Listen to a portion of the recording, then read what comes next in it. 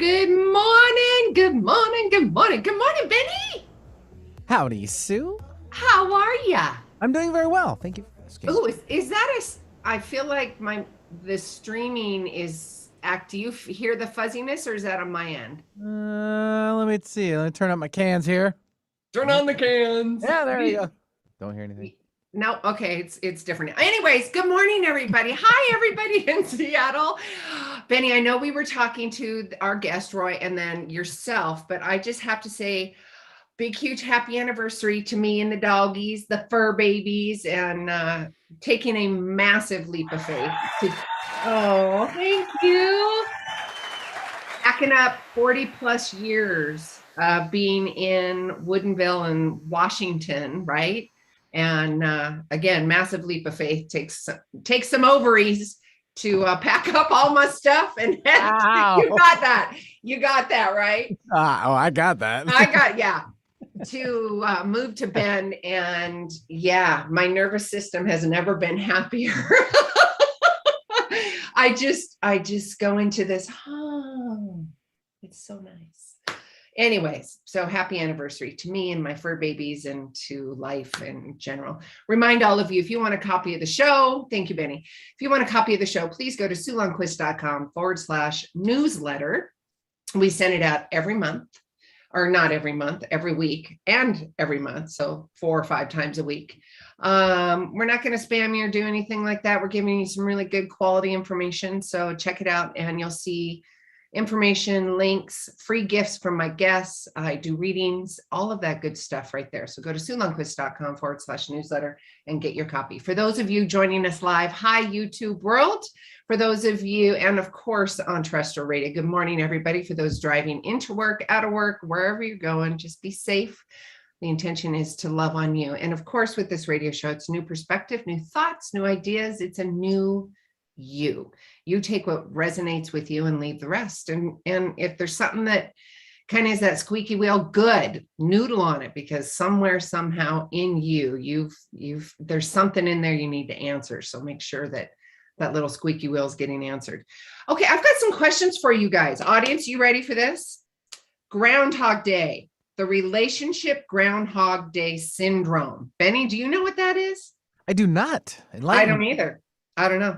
About dating online. Oh, you're out of the dating scene now. I did that for a minute or two, and then a minute or two. Guess who's no longer have to. No. Nope. I know. Congrats, sweetheart. Thank you. Yeah. What about conscious communication? How's that sound? I like that one though. I like that too. Compassionate, conscious communication. I say that all the time. So Roy Biancalana is joining us today, and I am super, super excited. He is a certified relationship coach and a nationally recognized expert in the field of attraction and conscious relationship. He is the author of 3 #1 best-selling books, the latest of which is Relationship Bootcamp, Hardcore Training for Life, I love this, Love and the Pursuit of Intimacy. Roy, welcome. Oh, it is so good to be here. I appreciate your energy and your passion for what you do. It's it's going to be a great conversation. It is. Well, Roy, yes, I can do the formal bio, but let's get to know you. How did you get to where you're at today? Yeah, I got into coaching sort of in the weirdest way. I never intended to be a coach. I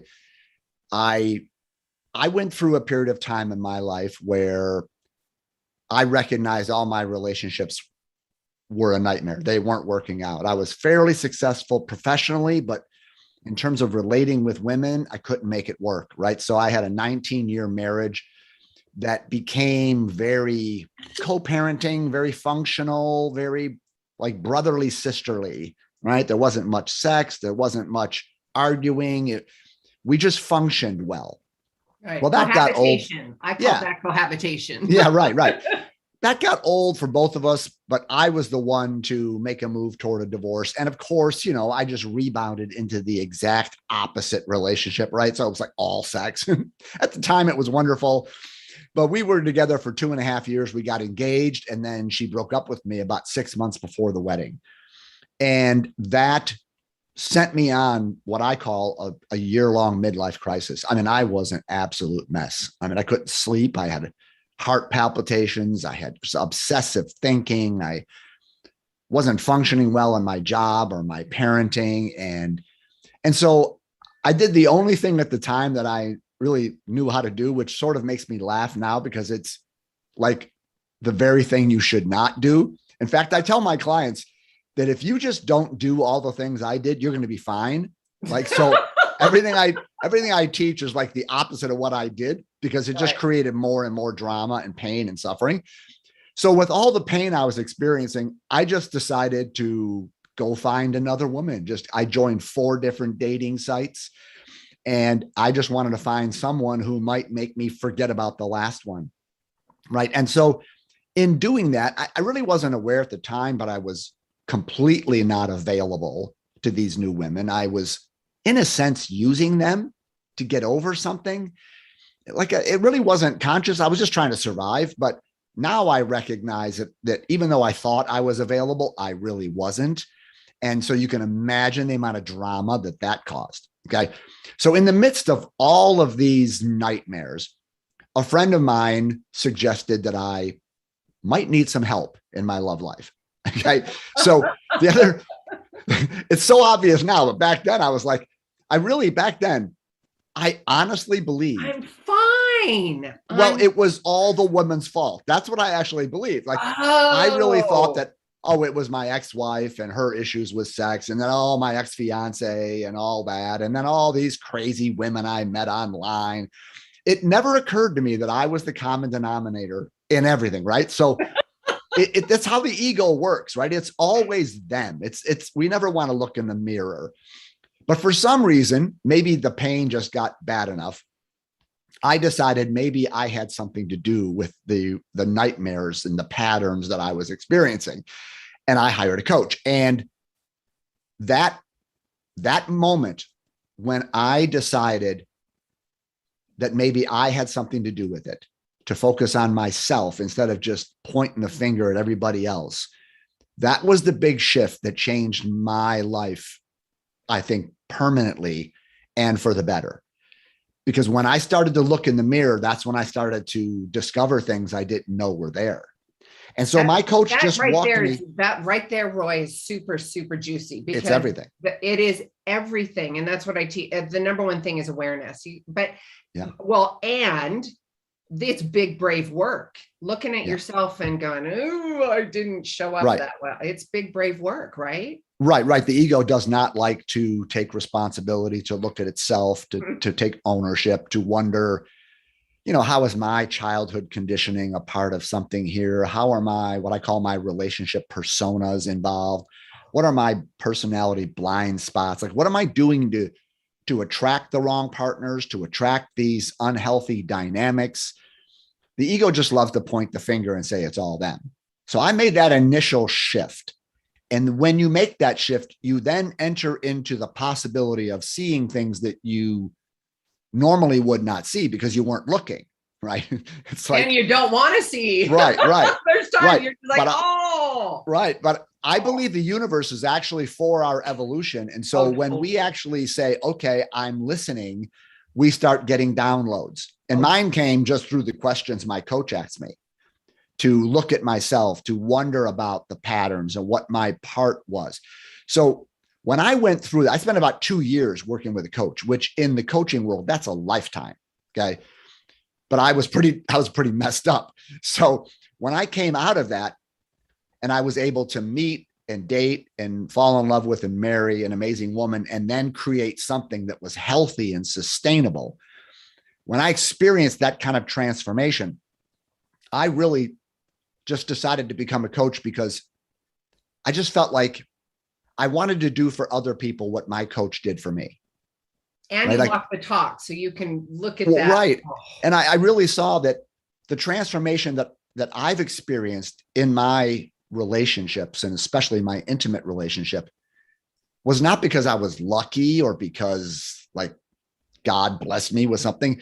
It was because I asked certain questions and I looked in certain places and I did a certain kind of work that is repeatable for anyone. And so if you just follow the same pattern I did and ask the same questions and look in the same places, you can have the same results. So I just want to be a coach to kind of show people what I found. I often describe myself as I'm one beggar telling other beggars where to find bread, right? It's like, let me show you what I found. Or like Lucy in the Chronicles of Narnia, right? She goes through the back of the wardrobe closet. Yes. She finds this amazing place and she has to go back to her friends.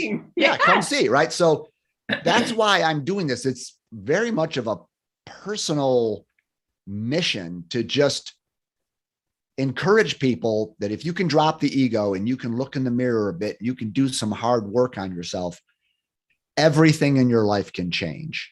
And I've seen it happen just too many times. Oh, we're speaking the same language. I absolutely, and I love this conversation. And I think it's relationships across the board, regardless, right? Oh, yeah. I mean, it's conscious. It's about being aware. It's having compassion and getting curious about yourself and the other person. And talk to me about your definition of relationship partnership. What does that look like? And then I want to ask you about Groundhog Day. Yeah, that's a good one. The syndrome, because I have an Eeyore syndrome. So I'm super excited to hear about Groundhog. Right. So my definition of relationship, I guess I would steal it from my favorite spiritual teacher, a guy named Michael Singer, who wrote the book, The Untethered Soul. Okay. Oh was that a brilliant book? Yeah. Well, I used to live in Florida. He's got a temple facility near Gainesville. And I was living in Orlando, and for 2.5 years, I went to see him every other week and just sit and he would teach. It was fantastic. So, right. But one time he said that the definition of a conscious relationship is creating an atmosphere with another person where you are together to work on yourselves rather than to work on each other. Okay. So think about that. Well, that's beautiful. And also I'd like to add, and maybe you're going to say this too, but it's a safe place. Yeah. Not judgmental, just the observer, holding the space. Let's have the conversation. Right. Well, that's what it means to be in a relationship where you're not working on each other. Because if you're working on each other, what that means is it's not safe. That means I'm trying to change you, which means there's a criticism and there's a judgment on my part that I know how you're supposed to be, how you're supposed to think, how you're supposed to live, all that kind of stuff. And I'm going to try to change you to be the person I need you to be so that I get to feel whatever it is, safe or in control or whatever, right? That's just the definition of, drama and codependency. But what he's saying is, if you have an atmosphere where you're together to work on yourselves, like I'm here to work on me alongside of you working on you, now there is no finger pointing. There is no emphasis on trying to change the other person. I'm simply interested in my own self-awareness, my own growth, and what I can learn from how I get triggered in this relationship or emotions that come up, right? So, because even in a conscious relationship, things get triggered, things come up. Oh, right? Totally. It's that when you're in an unconscious relationship, you blame the other person for them and you say you have to stop doing something or be a different kind of person so I don't have to feel any of that. But in a conscious relationship, you're like, I get triggered by things. But that just makes me want to be more curious about me. What are my motives? Why do I feel triggered there? What can I learn about that? So then your partner is an ally for your growth rather than some sort of impediment to what you want. Okay. Yes. So that to me, enabling and bringing in the drama. Oh, honey, it's right. Right. So I think that atmosphere sounds pretty healthy to me versus being in a relationship where you're each just trying to control and change and criticize each other. And which, I don't know, you've probably been in those relationships. I've been in those. My ex-wife, right? I wanted to change her sexuality and her this, and she was wrong. She was bad. And we are, oh my God. Right. So, totally. I know this stuff from personal experience and I'm sure the listener is nodding their head. Yeah. Been there, done that. And hopefully they're open to, what can I learn? How do I go in this new direction? That leads away from drama and towards awakening and enlightenment and harmony and things like that. Yeah.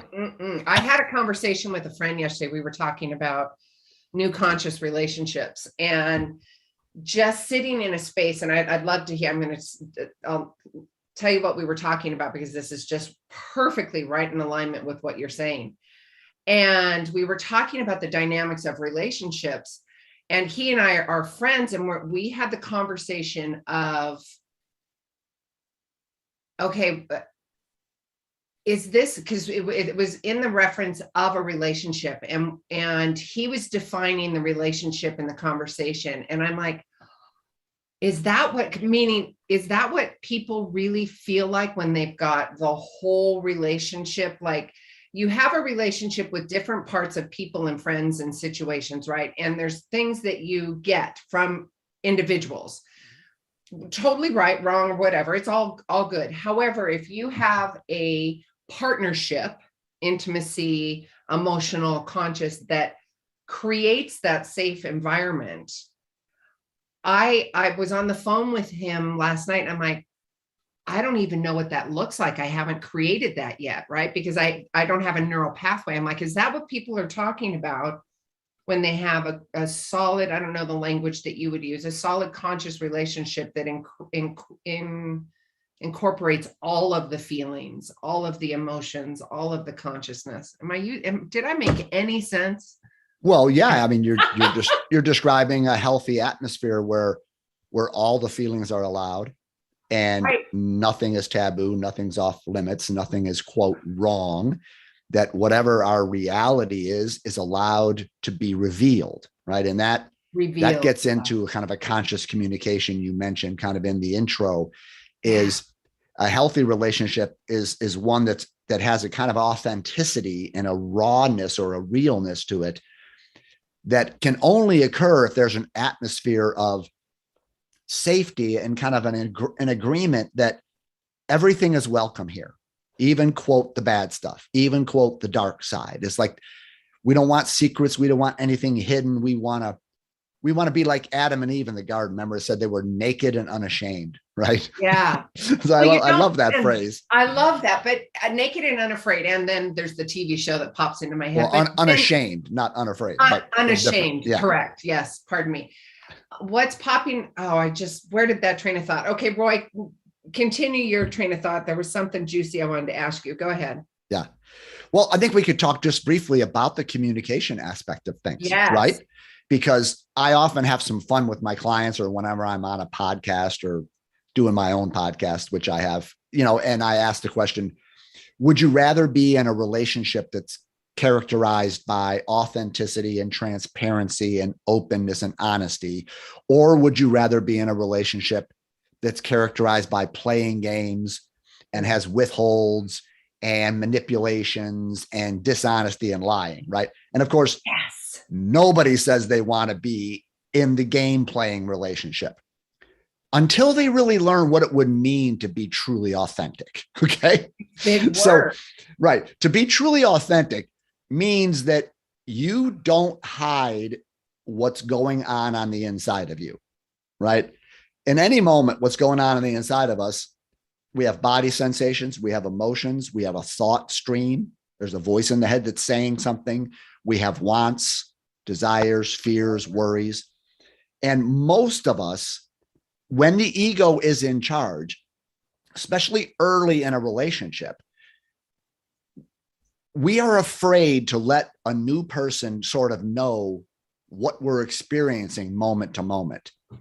And we do something that I call redactive dating. Okay. Redactive dating. Redactive. Now, in government documents, sometimes they'll redact certain things, meaning they will black out certain lines, right? You can't read this, you can't read that, you can't know this. And they'll just show you the parts of a document that they can release. But everything else that, the good stuff is all blacked out. So we date that way, right? We show up and say, I'm going to show you the parts that I think you'll like, that I think you will find attractive and interesting, but I'm not going to show you the parts that I think you might judge or that you might not like about me or might scare you, right? So we go on dates and we start interacting especially early on in a relationship where we are in pretense. We Right. are sort of, I'm going to show you this, but I won't show you that. And so then a person begins to like you or fall in love with you, but they're not really in love with you. They're just in love with the you you've shown them. The chameleon. Right. Exactly. So real authenticity stems from your, I guess, for lack of a better phrase, your soul being rooted and grounded in beingness to such that when you meet someone new or you're in a relationship, you fundamentally recognize that I don't need this person. I don't need them to like me. I don't need them to approve of me. I don't need them to give me any safety. Like, I'm already safe. I'm already grounded. Like I said, I'm already married to life itself. I'm already connected. I'm already one with life. So therefore, when I'm that grounded, I can be real with you. Because if you don't like the real me, that's okay. It might not feel good, but it's not going to kill me because I'm already grounded in a beingness that transcends any human relationship, right? So with that kind of groundingness, I can show up and I can tell you what's really on my mind. Like, you could be on a first date with a guy and you're over there thinking, oh my God, our children would be beautiful, right? I mean, you're already like, I'm already picturing the ring you're going to get me, right? And you could reveal to him, even on a first date, like, my God, I'm so far ahead of myself right now. I'm so enjoying you. You're so attractive. I'm even thinking our kids would be gorgeous, right? And you normally might not say that because, oh my God, he's going to think I'm, needy. I'm desperate. I'm over the top. I'm neurotic, right? But you're just concerned with, I'm just going to be real with this person. I don't really care how they take it. I just don't want to play games. So whatever I'm feeling, perhaps you're on a date, and a person's had like 5 drinks. Okay. And they're kind of slurring their words. And you're sitting over there thinking, oh my God, okay, this person's really cute. And I really like him. We have a lot in common, but I'm kind of scared right now that they have a drinking problem. And I don't want to get involved in a relationship with a person that's got a real drinking problem. Okay. Now, if you want an authentic relationship, you just come out with that. You just look at them across the table and say, hey, no judgment. You can drink as much as you want. I just want you to know me. Over here, I'm scaring myself. Over here, I have thoughts like, is this a problem? I don't want to get involved in a problem. What is this going to mean? And I'm thinking about, maybe we shouldn't even have a second date. I'm really concerned about this. And I'm saying that not to change you or not to judge you or anything, but just to let you know that's what's happening here. That's my authentic experience. And I want you to know it. And of course, that will lead then to a discussion to where that person might get triggered and walk out. That person might call you a prude. That person might say, you're right. I've been so nervous tonight because you're so beautiful. I didn't know what to do. I can't stop. Who knows, right? But the issue is, do you want to be a person of candor? Do you want to be a revealer rather than a concealer? Right? And when we get right down to it, if you pay attention to yourself, you will notice that most of the time you're committed to being a concealer. I would never say that on a first date. I would never let them know that I have a certain emotion or I'm thinking thoughts about whatever it might be, right? So I just tell people that whatever the law of attraction in this way just means like attracts like. Meaning, if you decide you want to be an authentic person and just live out loud, right? And reveal yourself to someone. And I should say, there's a caveat here. Like, you don't tell somebody how much money you make on a first date. You don't tell them how much debt you have. You don't tell them all about your medical history. No, it's a first date. Relax. Yeah. But there are certain things that come up in the midst of a first date that that, oh my God, if I were to tell them that I'm a little insecure sometimes and I can have a jealousy streak, or the guy might say, sometimes I have an anger issue. Like, I lose my temper sometimes. It's really hurt me in past relationships, right? Either you're going to be authentic and let that fly and let them know that's you. That's true. That's something you're working on or not. You know what I mean? So either you're going to do that, you're going to reveal that, or you're not. When you do decide that I don't want to play games and I want to be authentic, you will chase away people that want to play games. Oh, totally. And the people that want authenticity are going to find that so refreshing. You're going to attract people that want to play the same game as you. If you want to play the authenticity game, you will find someone that says, okay, wow, you took a chance and you just said something to me that I know you could worry might chase me off, right? Like, would you ever tell someone on a first date that you cheated on your last relationship? No, because people think once a cheater, always a cheater. Cheater, okay? Right? Which isn't true. I mean, I cheated. I didn't done it again. Okay. So I've written about that in my book, so I have no problem telling the world. Yeah, I mean, I did it. I was lost. I was a mess, but that's the only, I did it. So anyway, when you commit to a certain way of relating and communicating, you attract people around you that want to be in that same atmosphere. Yes. Now you're in business, because now you're like, hey, the rules in this relationship is we're just putting it out there. And if we can create that safe space where it's all okay, and then we work with it, now we're in business, other than playing games. And then you end up in all that weird stuff we've all been in. Oh, I love this conversation. We are going to continue on YouTube. We're going to take a quick commercial break. Roy, question. There's this little, and I hear from the audience and I hear it a little bit from myself. We're talking a lot about relationship. What about that in between? I call it trying on the hats, dating, conscious dating, just trying on hats to see if I'm going to twist it, if it fits right. If it doesn't fit, it doesn't fit. But also at the same time, you're attracting, the bees to the honey. You're authentic and genuine. I'd love to have that conversation. I'm teasing the audience right now. Great. So you have to come because back. That's the Groundhog Day syndrome. So we'll get into it. Oh, Yes. look at that segue. Yeah. I love it. All right, audience, I love you guys. We are talking about conscious relationships, authentic. How are you showing up, boys and girls? We're going to be right back with Roy. Sue Lundquist here with the Gratitude Cafe. We'll see you on YouTube too. All clear. Of course I love that. Yeah. Brilliant little segue. Yeah. Because I'm in that situation. Well, my girl's dad, we've got three grown daughters, and we were together 22, 23 years. And now it's been 3 years, going on 4 years.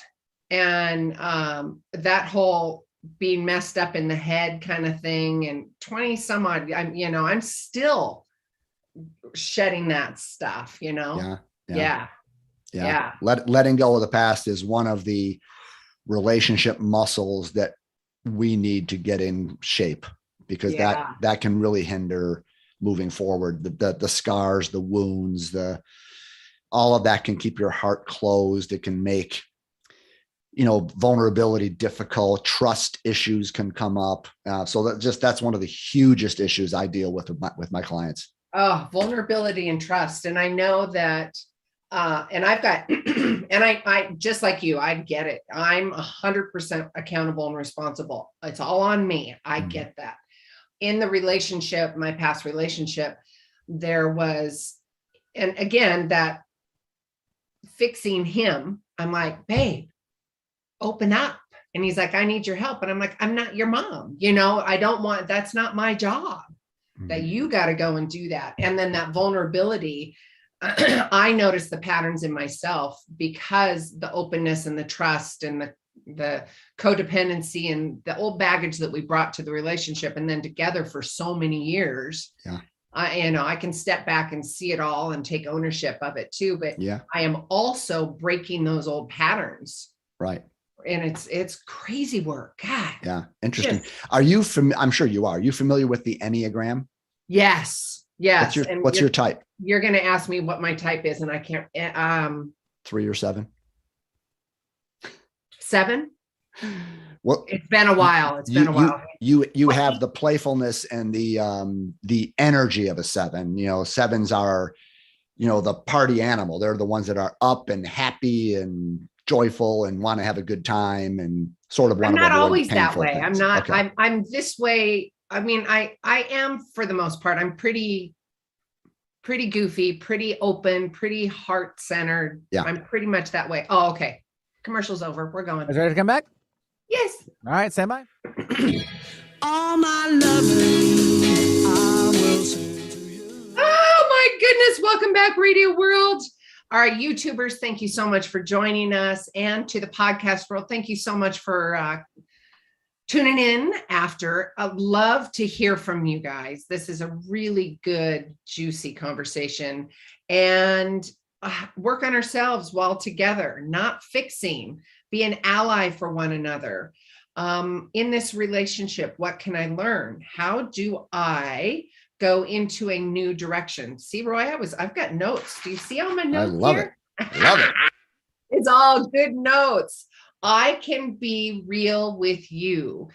Roy and I, and it's redactive. No, that's not Redactive. redactive. Redact, Blacken like it out like the to edit government. yourself, right? Yes, blacken it out. Yes. I'll show you this. I won't show you that. Yes, I'll show you this. I won't show you that. What are we talking about? We're talking about conscious relationships.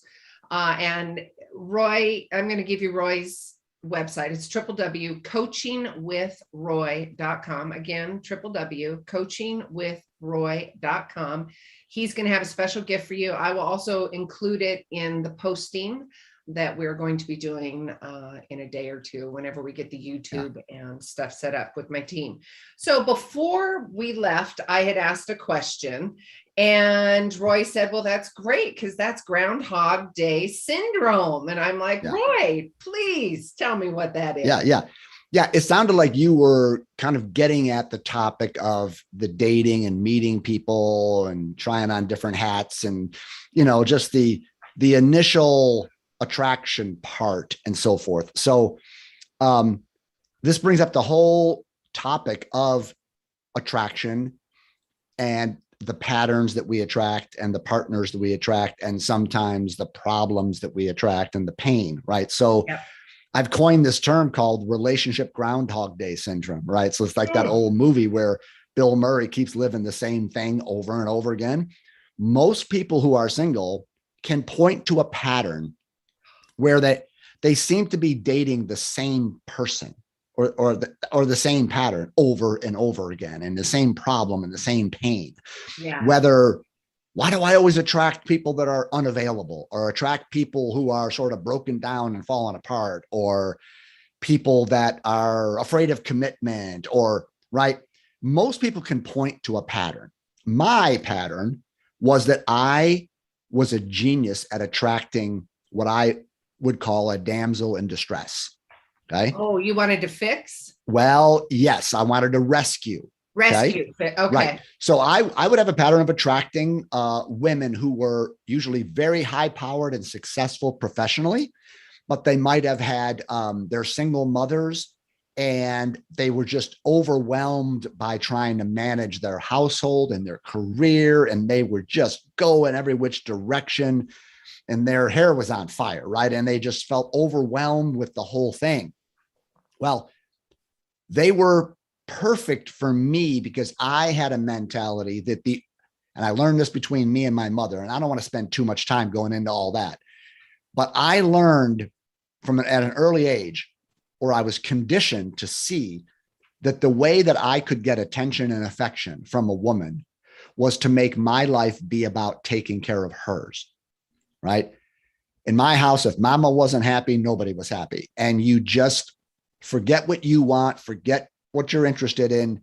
What's mom's agenda? What does she want? Make her happy, do her thing. When you do, you will feel some emotional connection. And what little boy doesn't want to be close to his mother, right? It's sort of your first girlfriend. It's your first experience with the feminine as a little boy.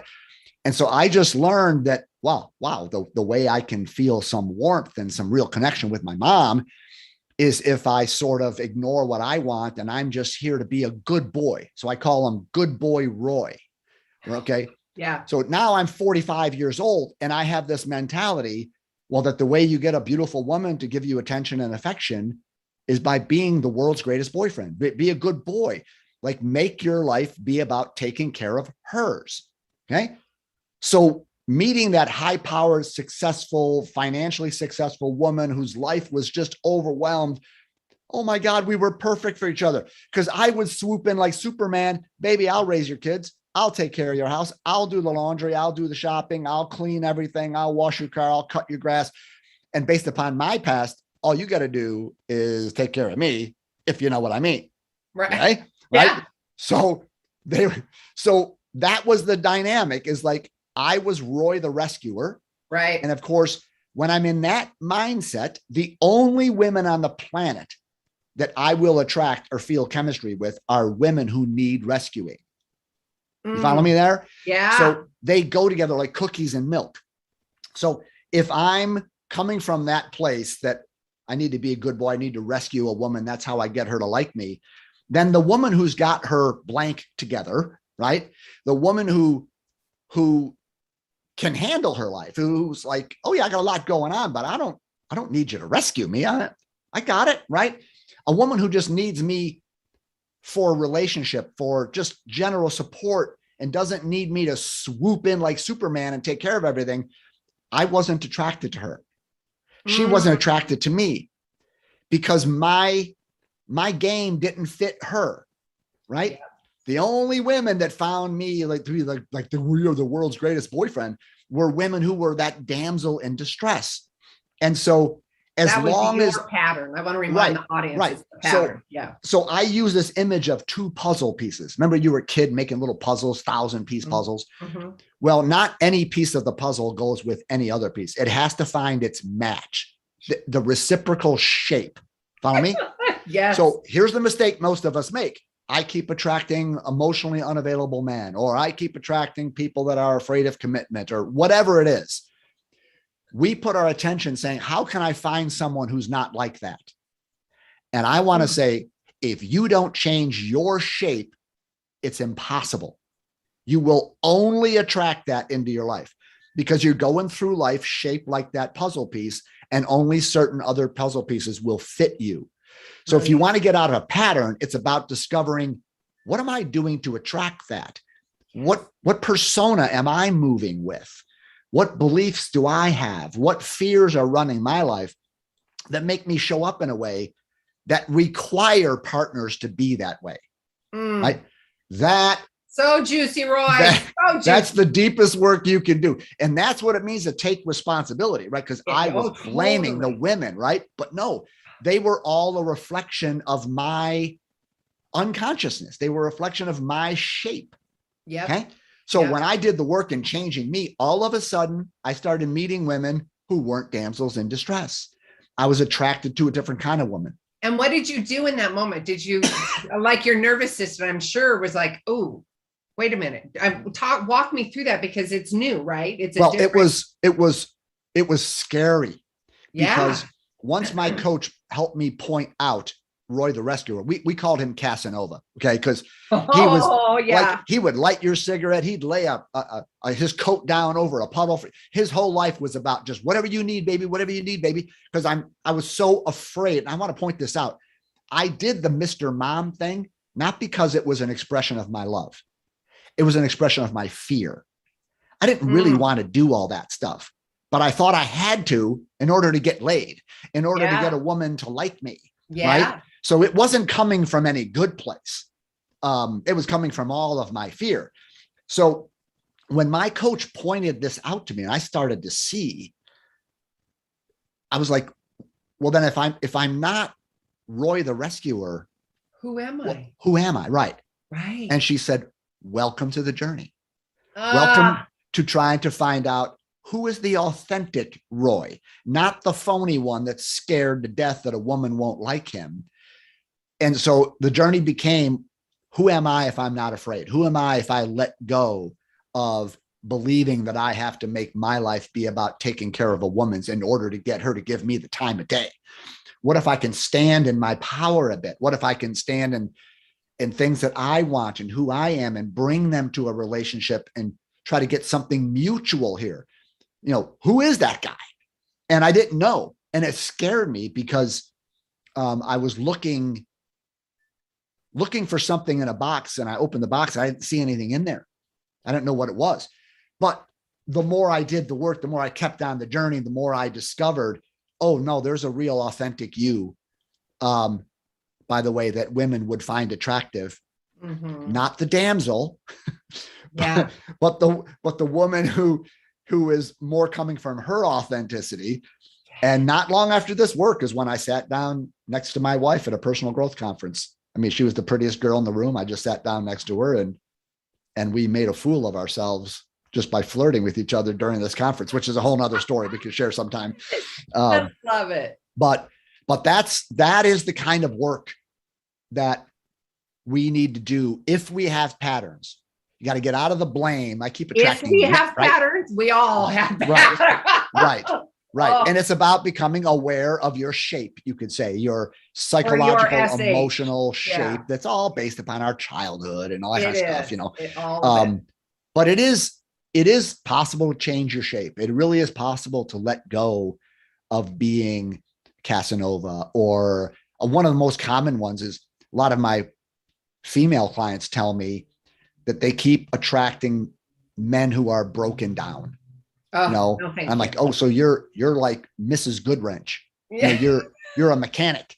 And so if you're a mechanic, if you feel like you get love when you fix things or you heal things or you put things back together and you're helpful and you're nurturing and you're caregiving, well, then you'll always attract a broken down car because mechanics and broken down cars go together.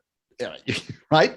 I don't want a broken down car. No, right. So the more that you don't see yourself as I've got to fix men to get them to like me, which can come from your relationship with your father. I mean, there's all kinds of layers in this. Yeah. But if you wake up to, well, no wonder why I keep attracting men that are broken down, because I see myself, the only way I can get love is by being a helper, a caregiver, nurturer, kind of a mommy figure, a Florence Nightingale, a nurse. Nurses always attract wounded soldiers, right? Yes. If you don't want a wounded soldier, that's, if you are attracting wounded soldiers, it's because you're moving through life as a nurse and you're going to attract wounded people, right? Yep. So this becomes a kind of a type of hilarity when you start to see it.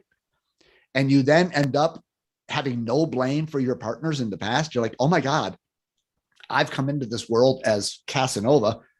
No wonder why I attracted all those women. It's not your fault. I mean, it's like I actually needed you to play your role in my movie, right?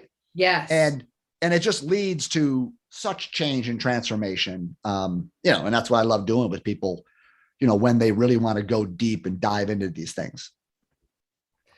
Love it. Sorry, I just had people asking questions and they're like texting going, oh my God, Sue, this is a great show. This is such a good conversation. I'm glad. I love it.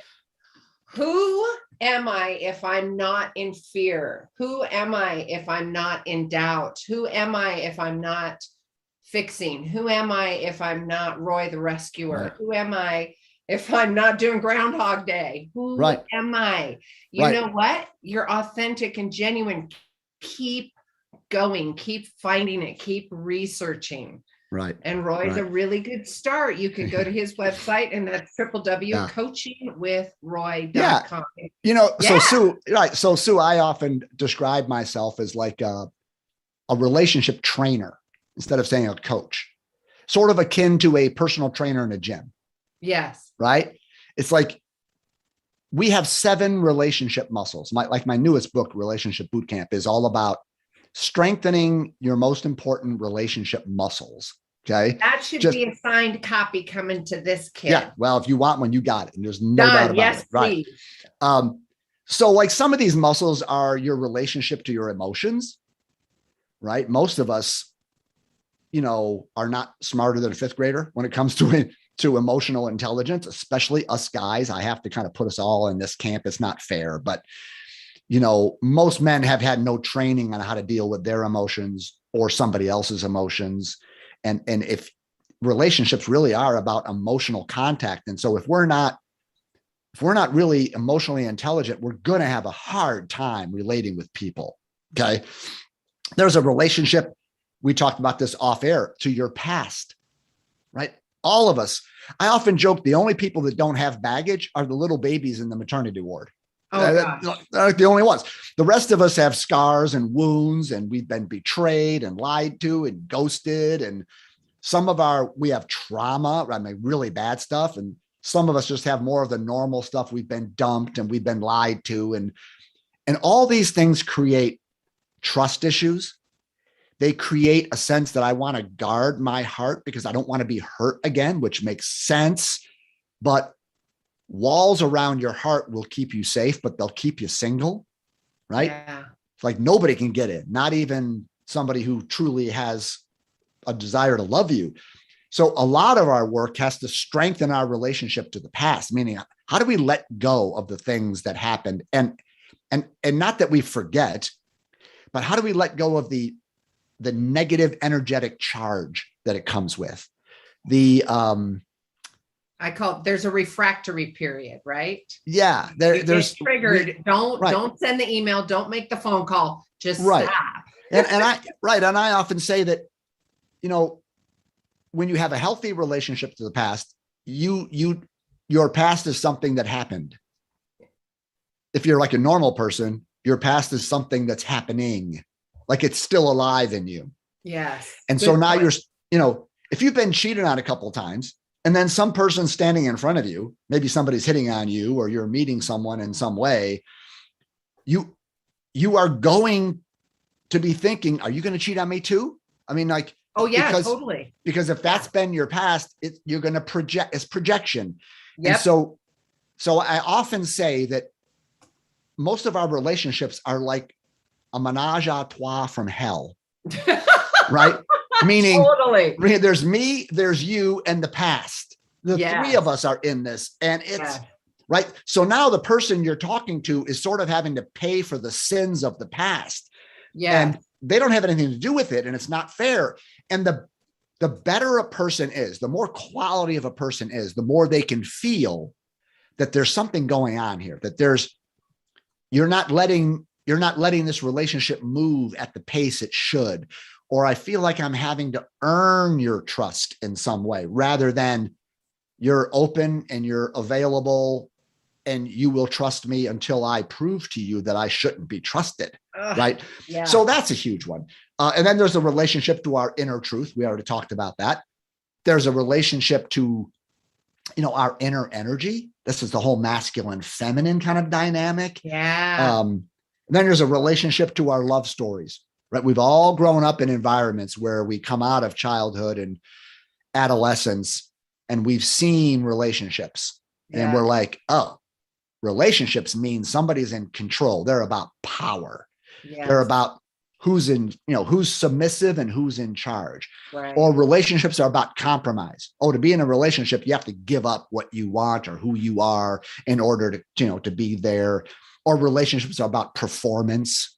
Yeah. You got to, right. There's all these stories that we can have that are running in the background. Whenever I meet someone, I have clients a lot of times that'll say, I'm 43 years old. I've really never been in a serious relationship. And immediately I'm like, ding, ding, ding. That's because they have a story. Yes. That to be in a relationship is going to hurt them in some way. It's going to cost them. It's going to limit them. And so they may be saying, yes, I want someone, but the other foot's on the brake saying, no, I don't. No, I don't. Oh, totally. Yes. I don't want to be smothered. I don't want to be controlled. I don't want to, have to compromise things that are important to me, And so there's an inner resistance to allowing love to flow because it's based on some story that they actually did see, but it doesn't have to be true. No, even if you saw that, none of that. Yeah. Right. Even if you witness in your parents that it was about power and control and somebody was submissive and the other person was demanding and they just did that. That doesn't mean every relationship is that way. Doesn't mean yours has to be that way. I love that you're saying that because that's one of the questions when I'm triggered or my nervous system says, woohoo, I say, I take a deep breath, go into my heart. And I coach this for not only myself, but other people. I ask, is this true to me? Yeah. Right. Is it authentic? And I love that you use the words authentic because my anchor words that just thumps into my body and my soul is authentic and genuine. Yeah. And so if that's not showing up, I'm like, yeah, there's a lesson. I'm learning something here, but I'm not jumping in that pool. Right. Oh, I get you. Right. So I use this metaphor, and I really work with my clients about, we got to get you in relationship shape. We got to look at these 7 muscles, and we got to get them stronger. Yes. Right. And some people, they're already strong in some of these areas. Other areas are like, oh my God, no, that's my deal. That's a muscle that's so flabby. And so I've developed something that I should mention here at the maybe. I know. We've got it going. Please do. We've got a couple more minutes. Wouldn't it be nice if you could get a general idea of your current relationship fitness level? Yes, please. Right. If you went to the gym and you hired a good personal trainer, that you would tell them your goal. Okay, I want to lose this much weight, or I want to do what, you have a goal. Well, the trainer is going to say, okay, let me run you through a bunch of assessments to see where we are now. We can assess your strength levels, your cardio, your aerobic abilities. Once we know where you are, then I can put a program together to get you to where you want to go. Yes. Well, why don't we do that in our love lives? Yes. We know we want the sustainable, healthy, conscious relationship. Okay. Where are we starting from though? What do you need to work on? How strong are these muscles? And once we can identify your current fitness level, well, then I can put a program together for you tailored to your body, you could say, right? And get you where you want to go. So I've created this thing called the Relationship Fitness Self-Assessment Test. And it's right on the homepage of my website. Okay. Now, all I tell people is it's coachingwithroy.com. Coachingwithroy.com. I don't want to right on the homepage. You can't miss it. Okay. It's extremely confidential. Takes about 5 minutes to take. It's 30 questions, true, false. So it's real simple, but it's really accurate. And that's the bad news. Okay. So most people find out they're not in as good a shape as they thought. Okay. Which would make sense, because you probably wouldn't be listening to me if you were in the most glorious relationship of all time. Right. So I just want to tell people, I took my own test. I wrote it, but I took it from the mentality that I had before I worked with my coach.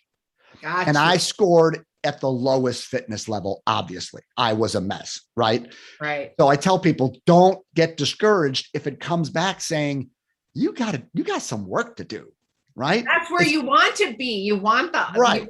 Yeah. Right. So there's 5 categories, right? You can be ripped, right? You can be ripped, or you can be skinny fat.